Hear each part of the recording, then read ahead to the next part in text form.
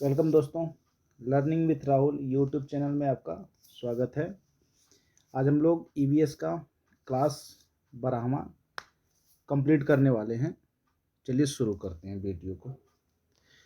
आज हम लोग पढ़ेंगे पारिस्थितिकीय पिरामिड किसे कहते हैं। पारिस्थितिकीय पिरामिड का टॉपिक आज हमको कवर करना है। ठीक है दोस्तों, देखिए जो श्रृंखला बनती है, खाद्य श्रृंखला में जो उच्च पोषण स्तर की प्रजातियां हैं या चाहे निम्न पोषण स्तर की प्रजातियां और सकल बायोमास और ऊर्जा की सुलभता कैसी है, तो इस प्रकार के क्रमों में कमी होती जाती है तो उसका आकार पिरामिड की तरह हो जाता है। ऐसे उसे कहते हैं पारिस्थितिकीय पिरामिड।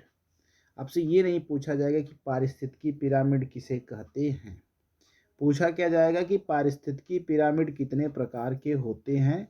तो याद रखिएगा कि पारिस्थितिकी पिरामिड जो होते हैं 3 प्रकार के होते हैं। पहला है आपका संख्या पिरामिड, दूसरा है आपका बायोमास पिरामिड और तीसरा है आपका ऊर्जा पिरामिड। तो क्वेश्चन यहाँ से बनेगा कि पारिस्थितिकी पिरामिड कितने प्रकार के होते हैं। तो पारिस्थितिकी पिरामिड होते हैं 3 प्रकार के। ठीक है, आगे बढ़ते हैं। अब हम एक एक प्रकार के पिरामिड जो बन रहे हैं उनके बारे में जानने की कोशिश करेंगे। ठीक है दोस्तों, देखिए संख्या पिरामिड क्या होता है पहले इसको जान लेते हैं। तो ये जैसे अलग अलग जो पोषण स्तर बन रहे हैं, उत्पादक हैं और पोषण स्तर के बीच जो संख्या है उनके बीच में ये संबंध बताता है। जैसे उत्पादकों की कुछ संख्या है, फिर उपभोक्ताओं की कुछ संख्या है अलग अलग पोषण स्तर पर। ठीक, तो उनके बीच जो संबंध बनता है ना, तो उस समय जो पिरामिड बन रहा है उसे हम कहते हैं संख्या पिरामिड कहते हैं। दोस्तों, संख्या पिरामिड की खास बात यह है कि संख्या पिरामिड देखिए दोनों प्रकार का होता है, सीधा भी हो सकता है और उल्टा भी हो सकता है। सीधा का मतलब ऐसे बन सकता है और उल्टा का मतलब ऐसे बन सकता है। ठीक है, तो संख्या पिरामिड दोनों प्रकार का होता है, सीधा भी होता है और उल्टा भी होता है। हम लोग देख लेते हैं सीधा संख्या पिरामिड कहाँ पे बनता है। तो घास के मैदान और तालाब में सीधा पिरामिड बनता है। ठीक है दोस्तों, जरा देखिएगा, एक चित्र के माध्यम से समझने की कोशिश करेंगे। तो घास के मैदान में उत्पादकों की संख्या क्या होती है, अधिक होती है। घास के मैदान में उत्पादकों की संख्या क्या है, अधिक है। उस पर जो निर्भर होते हैं प्रथम उपभोक्ता, उनकी संख्या कुछ कम होती है और जो शीर्ष उपभोक्ता होते हैं उनकी संख्या और कम होती है।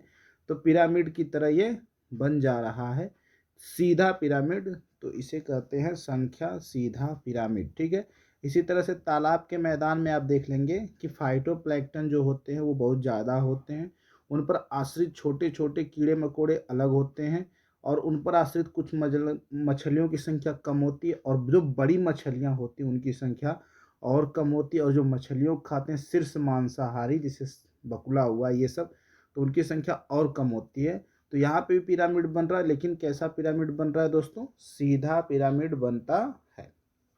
तो सीधा पिरामिड कहाँ कहाँ पे होगा, घास का मैदान जो होता है वहाँ पे और तालाब जो होता है वहाँ पे कैसा पिरामिड बनता है दोस्तों, सीधा पिरामिड बनता है। संख्या का सीधा पिरामिड बनता है। क्लियर हो गया होगा। अब आगे चलते हैं। अब हम देख लेते हैं उल्टा पिरामिड कहाँ बन रहा है दोस्तों। तो जो वन पिरामिड होता है, जंगल वाला पिरामिड जो होता है, वहाँ पे उल्टा पिरामिड बनता है। जैसे जंगल में क्या है कि उत्पादक है, मान लीजिए कि एक पेड़ है उत्पादक है और उस पर बहुत सारी चिड़िया रहती हैं, शाकाहारी हैं जो, वो उस पर आश्रित हैं। उस पर जो परजीवी होते हैं उनकी संख्या, जैसे मधुमक्खी हुई, इन सब की संख्या और ज़्यादा होती है। और उन पर जो आश्रित छोटे छोटे उच्च परजीवी होते हैं उनकी संख्या और बढ़ जाती है। तो वन पिरामिड में भी ये संख्या क्या होती है, बढ़ती चली जाती है। जबकि तालाब और घास के मैदान वाले पिरामिड में संख्या क्या होती है, घटती चली जाती है। यहाँ पे एक वन पिरामिड का हम लोग चित्र देखने की कोशिश कर रहे हैं। वन पिरामिड का देखिएगा, उत्पादक, उसके बाद शाकाहारियों की संख्या अधिक, परजीवियों की संख्या और अधिक, और उस पर जो उच्च परजीवी होते हैं ना उनकी संख्या और अधिक हो जाती है। तो पिरामिड बनता है, लेकिन कैसा पिरामिड बन रहा है दोस्तों, उल्टा पिरामिड बन रहा है। तो जो वन पिरामिड होता है वो एक तरह से उल्टा पिरामिड होता है। क्लियर हो गया होगा। अब हम देख लेते हैं बायोमास पिरामिड क्या है। बायोमास देखिए शुष्क भार पर डिपेंड करेगा ये, जैसे जो जीव हैं उन जीवों के सकल शुष्क भार के आधार पर जो पिरामिड बनता है ना, उसे कहते हैं बायोमास पिरामिड। और ये भी पिरामिड सीधा और उल्टा दोनों प्रकार का हो सकता है। दोनों प्रकार का होगा, सीधा भी हो सकता है, उल्टा भी हो सकता है। ठीक है। सीधा पिरामिड कहाँ बनता है, जैसे जो स्थलीय पिरामिड बनता है ना, बायोमास के अकॉर्डिंग स्थलीय पारितंत्र का जो पिरामिड बनेगा वो सीधा होगा। सीधा बायोमास पिरामिड कौन सा है, स्थलीय पारितंत्र में जो पिरामिड बनेगा वो सीधा होता है। जैसे देखिएगा कि जो उत्पादक होते हैं ना, उनके शुष्क भार यानी बायोमास अधिक होते हैं। शाकाहारियों के बायोमास कुछ कम होते जाते हैं। मांस भक्षियों के बायोमास, सकल बायोमास कुछ और कम हुआ है। शीर्ष मांस भक्षी का सकल बायोमास और कम हो जाता है। तो क्या होता है कि यहाँ पर पिरामिड बनता है, लेकिन कैसा पिरामिड, सीधा पिरामिड। आपको याद क्या रखना है कि बायोमास का पिरामिड सीधा कब होता है, स्थलीय पारितंत्र में सीधा होता है। ठीक है दोस्तों। लेकिन जब आप जलीय पारितंत्र में जाएंगे तो वहाँ पे जो बायोमास का पिरामिड बनता है वो कैसा हो जाता है, उल्टा हो जाता है। उल्टा बायोमास पिरामिड कहाँ बनता है, जलीय पारितंत्र में उल्टा बायोमास पिरामिड बनता है। ठीक है दोस्तों। इसका भी एक चित्र के माध्यम से समझने की कोशिश करेंगे। जैसे देखिए जल वाले तंत्र में जो उत्पादक होते हैं उनका सकल जो शुष्क भार होता है वो कम होता है। शाकाहारियों को थोड़ा और अधिक होता है, और जो सबसे मांसाहारी शीर्ष मांसभक्षी जलीय पारतंत्र में पाए जाते हैं उनका भार अधिक बढ़ जाता है, सो सकल भार। तो यहाँ पे पिरामिड बनता है, लेकिन कैसा पिरामिड, उल्टा पिरामिड बनता है। इस चीज़ को आप याद रखिएगा, बहुत इंपॉर्टेंट टॉपिक है ये। ठीक है।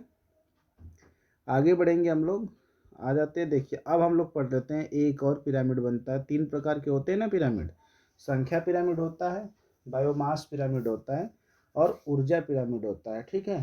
तो इन तीनों में 2 हम पढ़ चुके हैं कि संख्या पिरामिड सीधा भी होता है और उल्टा भी होता है। बायोमास पिरामिड भी सीधा भी होता है और उल्टा भी होता है। लेकिन ऊर्जा पिरामिड जो होता है वो केवल और केवल सीधा बनता है, उल्टा ये नहीं बनता है। ठीक है दोस्तों।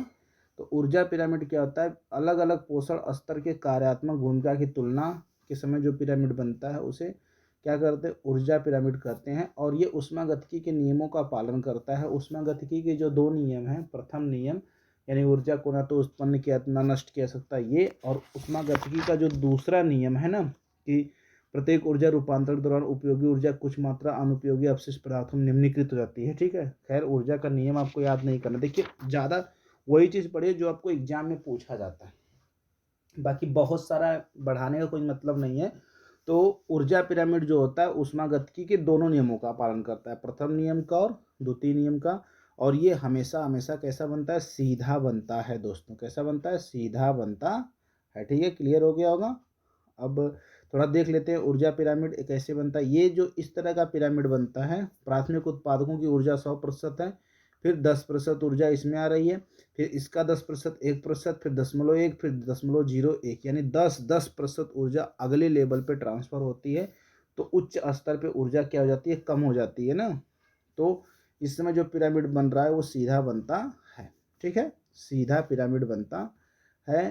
तो ये याद रखिएगा कि ऊर्जा पिरामिड जो होता है जो हमेशा क्या होता है, सीधा होता है। क्लियर हो गया होगा दोस्तों। थोड़ा सा और आगे चलते हैं। आगे हम लोग देख लेते हैं कि ऊर्जा का प्रवाह क्या होता है। यानी कि ऊर्जा एक लेवल से, यानी कि जैसे लेवल में आपको बता दे रहा हूँ, स्तर, पहला स्तर क्या होता है, उत्पादक होते हैं, प्रोडक्टर होते हैं, उत्पादक होते हैं।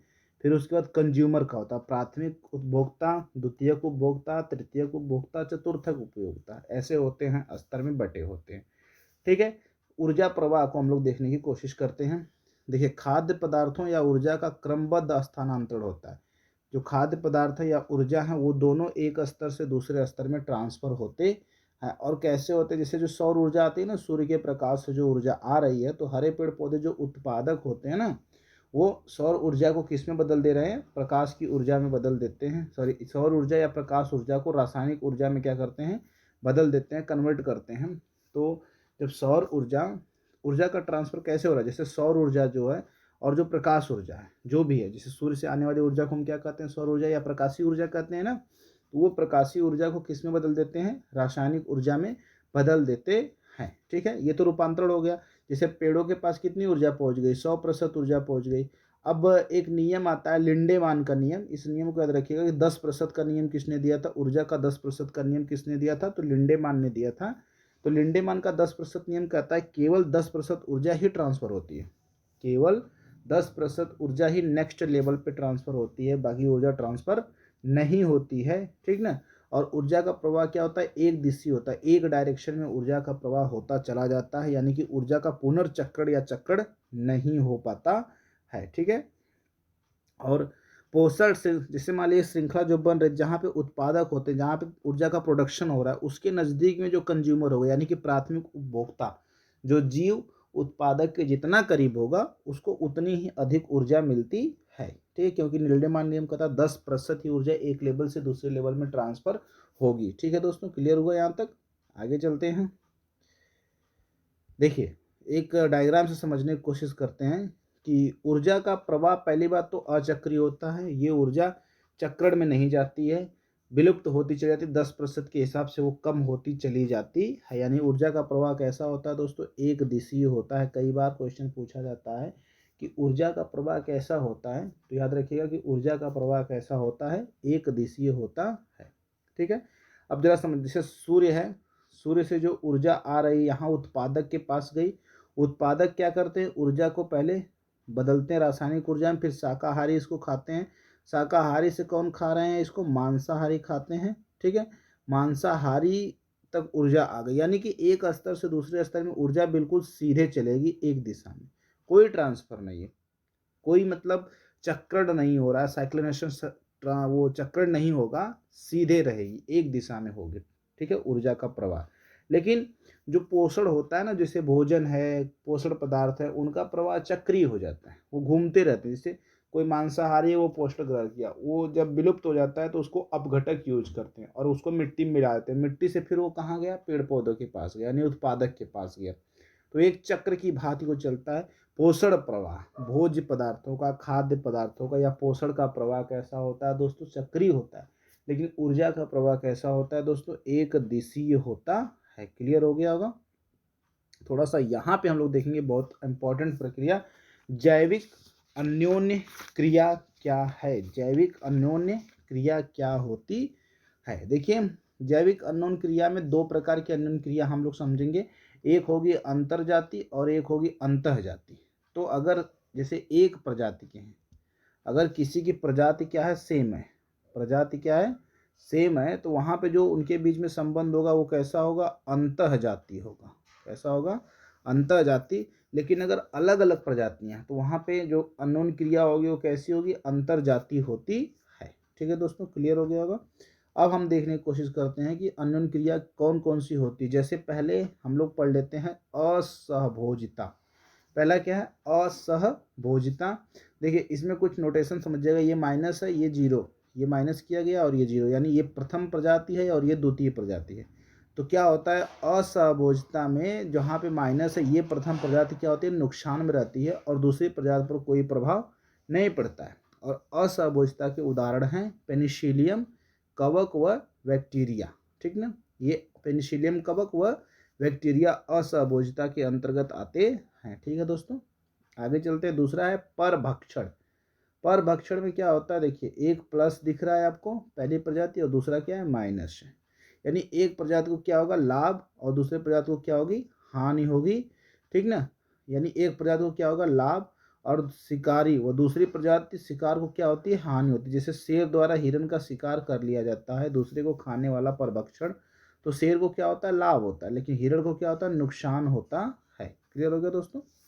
तीसरा है परजीविता, यानी दूसरों पे आश्रित होकर के जीवन बिताना। इसमें देखिए एक प्लस है और एक माइनस, यानी पहले प्रजाति को क्या हो रहा है, फायदा हो रहा है, और दूसरे को क्या हो रहा है, हानि हो रही है। बहुत आसान सा टॉपिक है परजीवित। तो परजीविता में क्या हो रहा है, एक प्रजाति को लाभ हो रहा है और एक प्रजाति को क्या हो रहा है, हानि हो रहा है। जैसे अमरबेल का दूसरे पौधे पर उगना, तो अमरबेल जैसे दूसरे पौधे पर उग गया ना, तो अमरबेल क्या करता है कि उससे पोषक पदार्थों को खींचता रहता है, अमरबेल की वृद्धि और विकास होती रहती है। लेकिन वो पौधा जिस पे वो लगा हुआ है अमरबेल, वो पौधा सूखने लगता है। तो अमरबेल को तो फायदा हो रहा है, लेकिन दूसरे पौधे को क्या हो रहा है दोस्तों, नुकसान हो रहा है। तो ये है परजीविता, ठीक है। कुछ और देख लेते हैं थोड़ा कि स्पर्धा, प्रतिस्पर्धा किसे कहते हैं? प्रतिस्पर्धा में देखिए क्या होता है ना कि दोनों प्रजातियां प्रभावित होती हैं, दोनों को माइनस है, दोनों प्रजातियां प्रभावित होती हैं कि अगर मान लीजिए भोजन आवास की समस्या हो जाती है तो दोनों को नुकसान होता है। जैसे चूहे की कमी हो गई तो बिल्ली पर भी प्रभाव पड़ेगा और सांप पर भी प्रभाव पड़ेगा, यानी दोनों को नुकसान होने वाला है, ठीक है, प्रतिस्पर्धा में।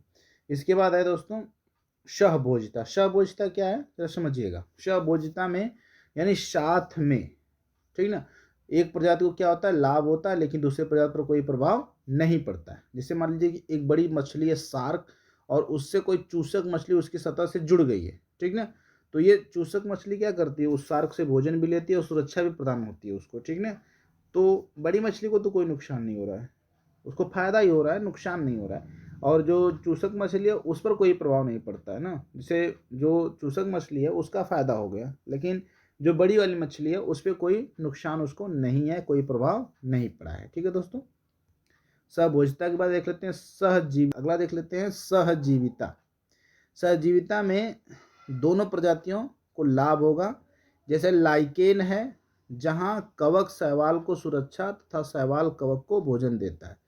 तो यहाँ पे कवक जो है वो क्या करता है, शैवाल को सुरक्षा देता है, रहने के लिए स्थान देता है, और शैवाल जो है वो क्या करता है, कवक को भोजन देता है। तो इसे कहते हैं सहजीविता, ठीक है दोस्तों। इसके बाद है तटस्थता, उदासीनता। देखिए उदासीनता में दोनों जीरो है, दोनों में से कोई भी एक दूसरे को प्रभावित नहीं करते हैं, क्लियर है, दोनों में से कोई भी एक दूसरे को प्रभावित नहीं करेंगे, ठीक ना। क्लियर हो गया होगा, मेरे ख्याल समझ में आ गया होगा दोस्तों। तो अगर वीडियो आपको पसंद आया हो तो लाइक करिएगा और चैनल को सब्सक्राइब करिएगा। थैंक यू वेरी मच, ठीक है।